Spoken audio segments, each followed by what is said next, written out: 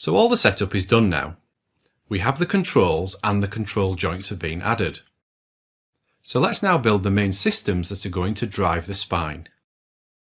Really quick question for you now. How would you like to help support the future of this channel and keep these videos free? Well, there are a few options. One would be to simply treat me to a coffee at my coffee page as a quick and easy thank you. You could also grab something from the antCGi store or one of my other online stores like CubeBrush and Gumroad. This is where you will also find the course files that go with this course, so you can download them and follow along. However, for as little as 99p a month, you could join the antCGi Club. There are a few ways you can join. You could head over to my Patreon or Coffee pages, or alternatively simply hit that join button below this video. In short, the more support I get, the more time I can dedicate to creating more high quality content just for you. To get more information on how you can help, follow the link on the screen or in the description below. Okay, now that's out of the way, let's get on with the video. For this character, we're going to give the animator both IK and FK controls, but with the IK version, we're going to use Spline IK. Because we are now adding the FK option, I decided to include some extra FK controls here that weren't in the previous video. These are set up just like the other FK controls, so we can animate them all to get some nice poses. Okay, let's hide all the controls apart from the spine now. We can also hide the main skeleton too. So all we can see here are the control joints. First, let's organise the controls. Parent the shoulder control to the chest control, and then the chest control to the lower spine control. Now parent the hip, lower spine, head, neck and pelvis FK controls to the COG control. So everything will move with the COG.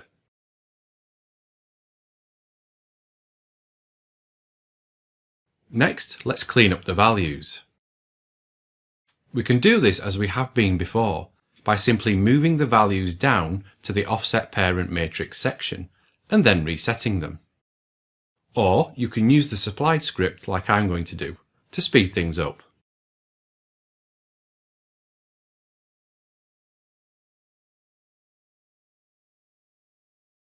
Okay, that's done.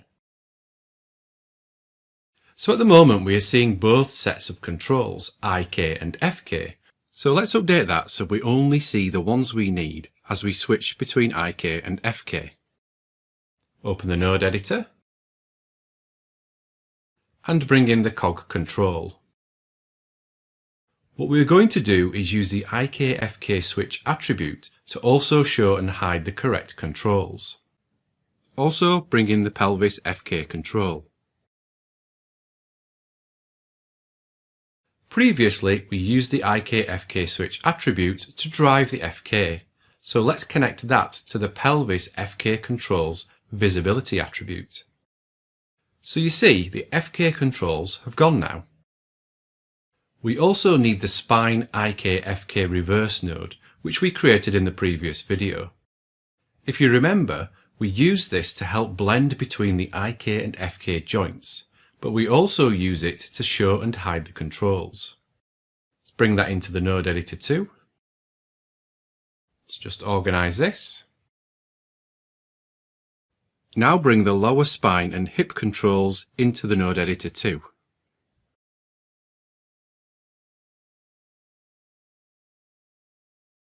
Now connect the output X attribute from the reverse node to the other controls visibility attributes.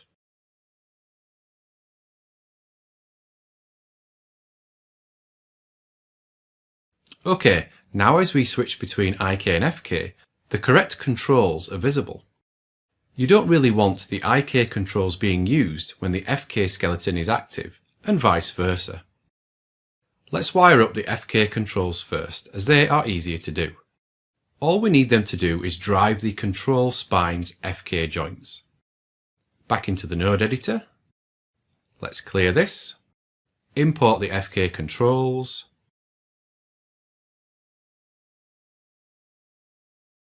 remove the shape nodes. We now need the FK spine joints. Let's find them and bring them in. And let's just organise these. The FK controls have 0 values, which is exactly how we need them.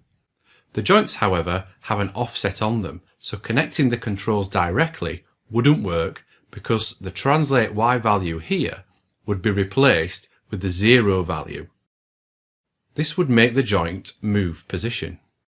Because these are the control joints and they're not driving the mesh directly, we can again use the transform offset parent matrix attributes to help us. Again, we can move the value from here down here, and then set this back to 0. So we now have clean values on the joints. Let's update the other spine joints now. So move the values down here.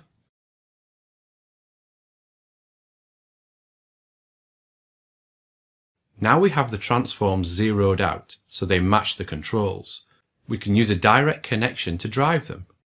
This is so much more efficient than using constraints or other nodes.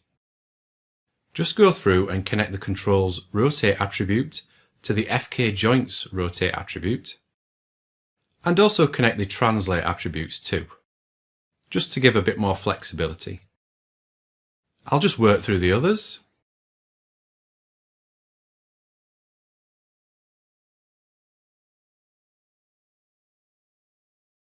You could also connect the scale attributes too if needed, and this will scale those joints.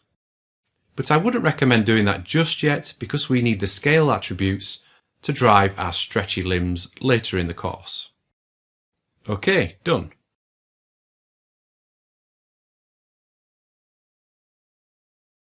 So there, we can now manipulate the FK spine with the controls, and we didn't need to use constraints or other complex connections. There's one more step we need to do before the FK spine is complete. At the moment it works well, but if we try to move the COG control, nothing happens. The problem with using direct connections is they rely on actual values being driven into them. Even though we move the COG control, the pelvis FK control is still set to 0, so the FK joints aren't being told to move. So we need to approach the pelvis joint in a different way.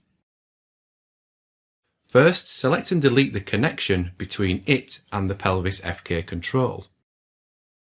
Instead, connect the control's world space 0 attribute to the pelvis FK joint's offset parent matrix attribute.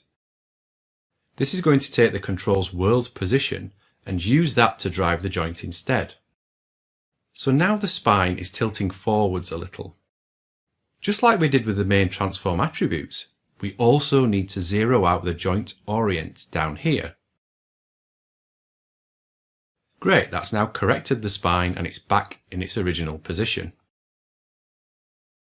And everything now moves with the COG control. Let's switch to IK now. So here are the main controls. Let's collapse these in the outliner and find the control joints. The first thing we need to do is create a series of control joints. Now these aren't the same as the control joints we created previously. I know, it sounds a little confusing, and thinking back, maybe I should call these different names. But anyway. So instead, these joints will be what the controls drive, because we don't want them to influence the spine joints directly.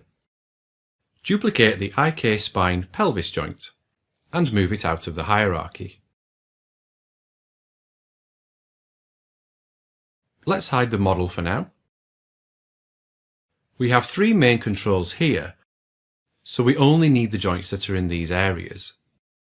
So let's keep those, and remove the ones we don't need. And let's rename them so they have underscore control joint at the end. Again, so we know what they are. Actually, let's call this mid-spine control joint. And this upper spine control joint, to make things clearer. and get rid of this one.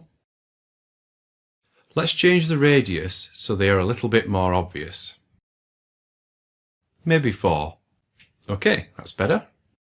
What we need to do next is update the orientation of this joint so it matches the shoulder control. As you can see, it just needs to be back at the world orientation. Actually, let's update the colour first. We'll just make them green for now.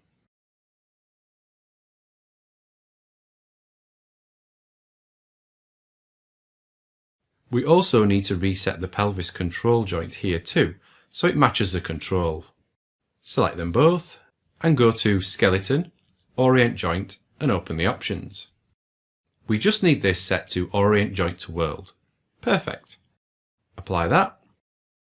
OK, good. Orientation's fixed. We need them to match the controls so we don't get an offset when we connect them. What we're going to do now is clean up the values, again just like we did with the controls. So we simply move the attributes here down to the Offset Parent Matrix tab, or use the script. OK, that's done. And this one. Although, did you spot that it moved slightly? That's because we again have a value here on the Joint Orient attributes. So we just need to zero that out to move it back, just like we did with the spine. You see, the pelvis joint is already at 0, so it didn't move. OK, reset the upper joint now.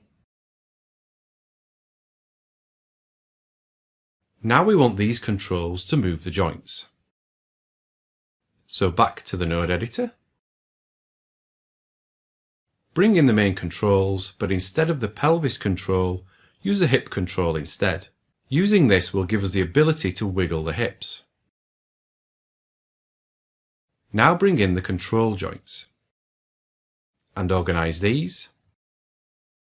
OK, so we are going to tackle this a little differently to the FK controls.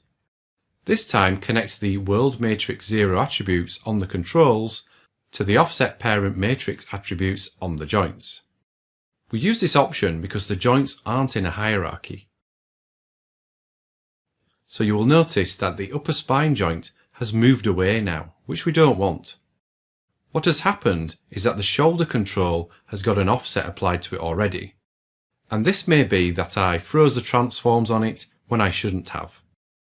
We can easily fix this though, so if this happens to you, just follow the following steps. So let's undo that connection for now. And let's find the control.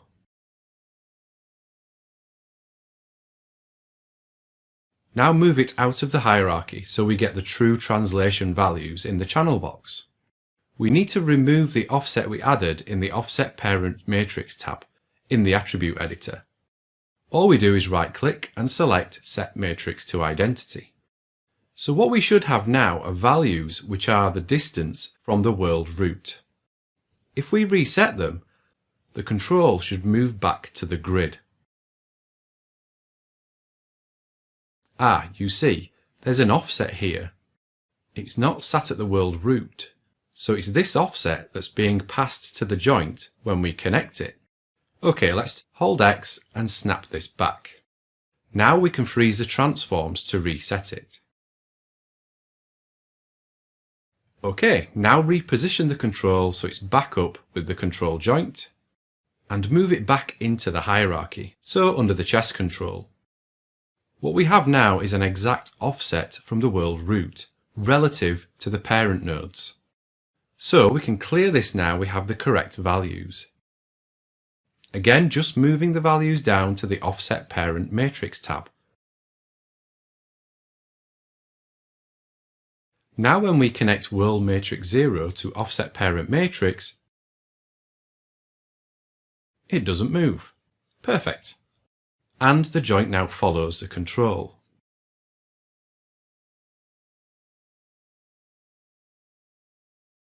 There we go, they all follow. So that's the control set up.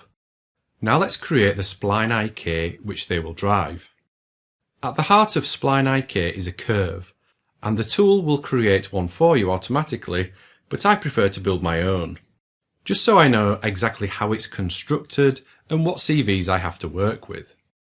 Go to the Create Curve Tools, Edit Point Curve tool and open the options. We want this set to 3, cubic, so we get a softer curve. Now holding V, click next to each joint in the spine to create a series of points. When done, press Enter to finish the curve. And there it is, our curve. Let's rename it to Spine Curve. And go back.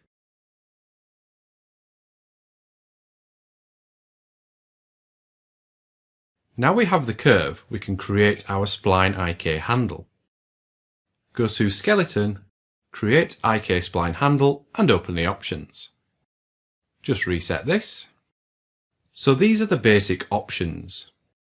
We already have a curve, so we can disable this. We also don't want the curve parenting to the joints, so we can disable this too. Now select the root joint, and then the end joint, and then finally the curve. And there we have our IK spline handle. Just rename this. So unlike normal IK, you don't animate the main handle. You deform the curve instead to control the joint's movement. You see, if I select a CV and move it, the joints follow. So we get a nicer, more natural movement.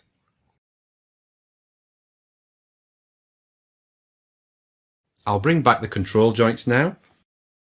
And all we are going to do is bind them to the spine curve. The default options are fine. Just use selected joints as the bind to option. We can now use the controls to move the control joints, which in turn are deforming the curve. This curve is then now changing the shape of our main spine control joints. Let's bring back the model so we can see him deforming. Okay, something's not right here. So it seems I created the IK spline on the FK joints instead of the IK joints. Okay, I've just gone back and rebuilt it using the right joint chain this time. Now we can adjust the controls and the spine deforms with them. It may be that an area doesn't deform how you would like, sort of like here where the head is tilting as the top of the body moves. Because we use the skin cluster on the curve, we can edit the weight values to adjust how it deforms. Let's show the curve and select some of the upper CVs. The top 3 maybe. Now go to Windows, General Editors, Component Editor. So we can see here under the Smooth Skins tab the weight values. Let's change them so they are fully weighted to the upper spine control joint. So set these to 1. That's updated now.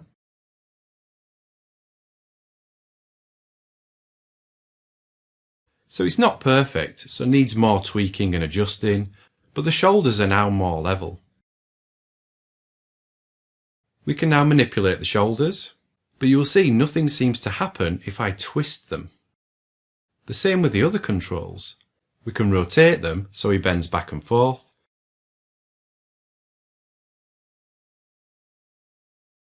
We can also wiggle his hips,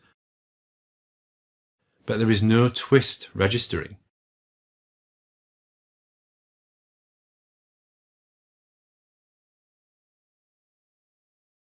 Let's update the scene a little so we can see what's going on. So I'm just going to turn on wireframe and show the joints.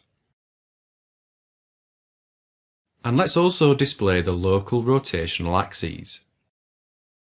Now you can see if we twist the lower and upper controls, the spine joints aren't twisting with them.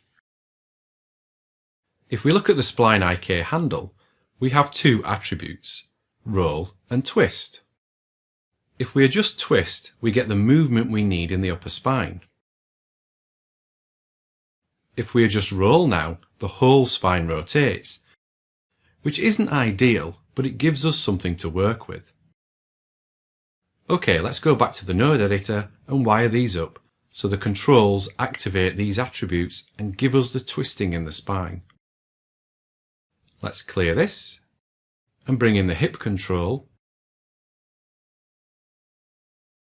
Also bring in the Spline IK handle too. Let's open these.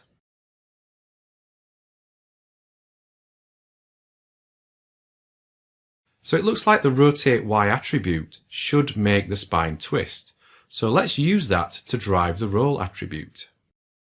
Connect rotate Y to roll.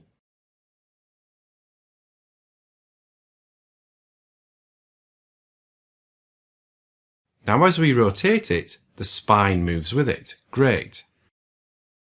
That's more how you would expect the spine control to affect the spine. What would be better is if we could change this so it only affected the lower spine. So then we could just control the upper spine with the shoulder control.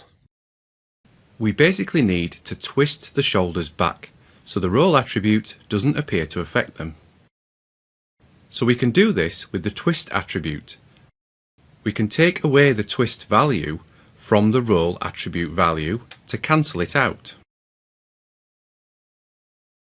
Press Tab and create a new multiply divide node. And open it up. This node will let you multiply or divide one value by another, so we can use it with the twist attribute. Connect rotate Y to input 1x.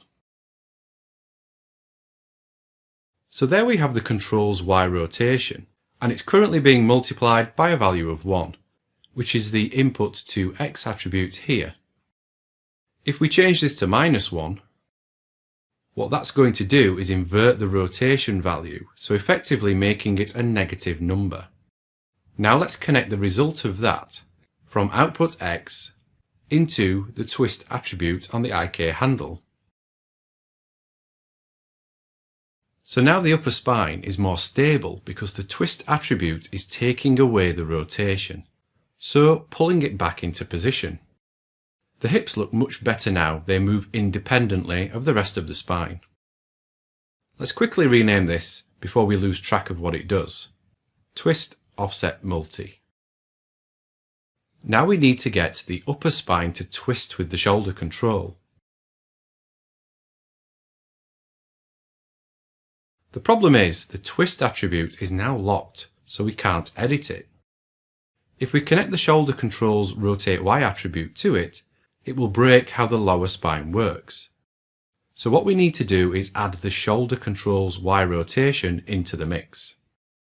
So we can do this with another node here. Add the shoulder control to the node editor. Remove this and open this. So, press Tab and create a plus/minus average node. Rename it to Shoulder Twist PMA. This node will take a series of values and add them together for us, subtract them, or find the average. Okay, let me get organised. First we need the current twist value, so the one which is being taken away. This is coming from the multiply divide node. So connect output x to input 1D 0 on the plus/minus average node. We now want to add the shoulder rotation to this, so take its rotate Y attribute and connect it to input 1D1. Where did you go? There you are. So with those now added together, we can connect the output 1D from the plus/minus average node to the twist attribute. Okay, let's try this now. The hips still work good. The shoulders now twist too. Perfect. Okay, so we have another problem. The chest control. We need that to also twist the upper body too. Well, now we have this network set up, we can easily add another control to it. Bring the chest control into the node editor And all we need to do is add that to the plus minus average node too. So it's taking into account its rotations too. So connect rotate Y to input 1D2. There we go. That works now and influences the upper torso.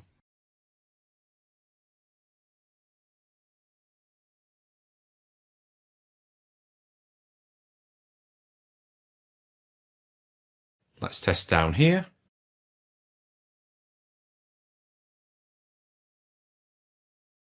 So it looks like we have a similar issue down here. The lower spine control isn't twisting the spine. Now, you may want it set up like this, which is fine, but I think we might add the functionality back in. The good news is we can use the same setup as we did with the chest control and simply add the hip and lower spine rotations together. Let's move the hip control up here, so we can add another plus minus average node here. So let's create a new one. We can just duplicate this one actually. Open it up and rename it to Hip Twist PMA. Connect the hip control's rotate Y attribute to input 1D0. Let's remove some of these and bring the lower spine control in. Okay.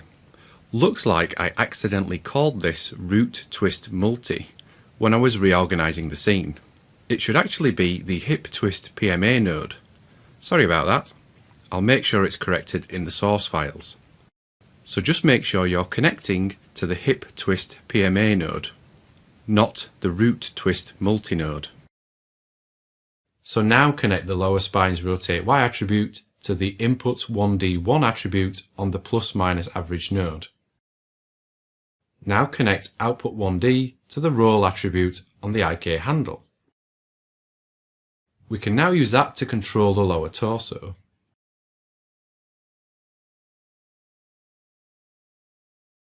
And the hips still work too. Upper spine works. Great.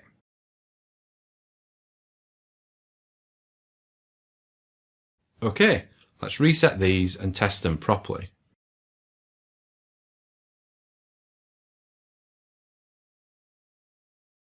So we can move his torso, control the hips independently,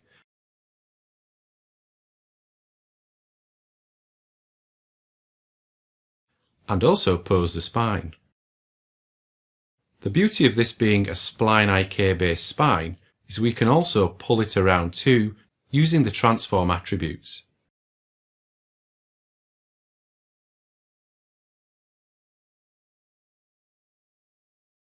Don't forget we also have the FK controls for more flexibility. Let's reset everything. So that's the main spine rig completed.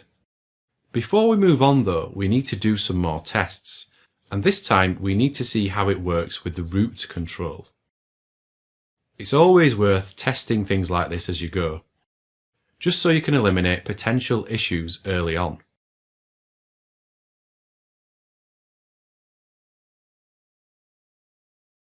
So it looks stable enough so far. Let's move those control joints into the spine group.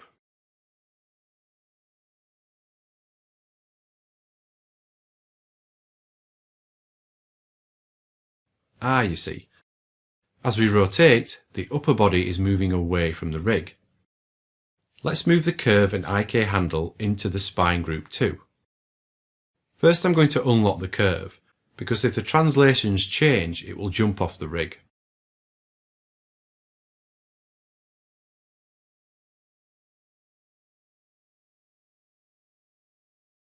Okay, that looks worse now. Let's undo so everything moves back out of the spine group. The problem is the pivot for the spine group is here around his core. Ideally, we need it to be back at the world root, so everything pivots with the root control. Create a new group. Call this spine group. We can see the pivot is in the right place this time. Let's move everything into this new group and delete the old one. Now move the new spine group to the Rig Systems folder and parent all the other spine elements to the spine group. Let's try the root rotation again. Okay, much better.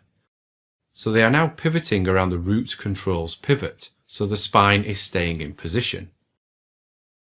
Okay, it seems we have another problem now. The spine isn't twisting with the root control. If we bring back the skeleton, you can see the spine joints have separated here. What we need to do is add the root control's rotate Y attribute into the same network we used for the lower spine and hip controls, so it effectively adds to the IK handle's role value. Let's go back into the node editor.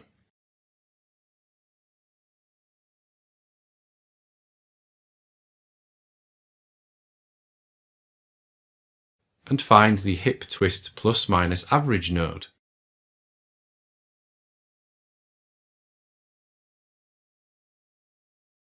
All we need to do is connect rotate Y from the root control to input 1D3, adding another value to the node.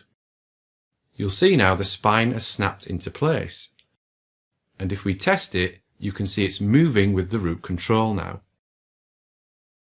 Okay, so a bit of a longer video this time, but we had a lot to cover.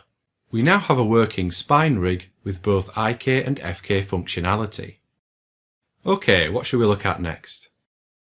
I think what we might do is we'll move up and work on the neck, head and eye controls. So I will see you in the next video. Okay, that's another video over. Thanks for watching right to the end, and make sure you also check out some of the other free videos and courses that I have available. You can find links to all these on the screen now and in the description below. Remember, to help support future content and keep these videos free, visit the antCGi store or join the antCGi club. Alternatively, if you would just like to show your appreciation for these videos, why not treat me to a coffee at my coffee page? Again, the link is on the screen now and in the description below. Thanks again for watching. This is antCGi signing off, and I will see you on the next one.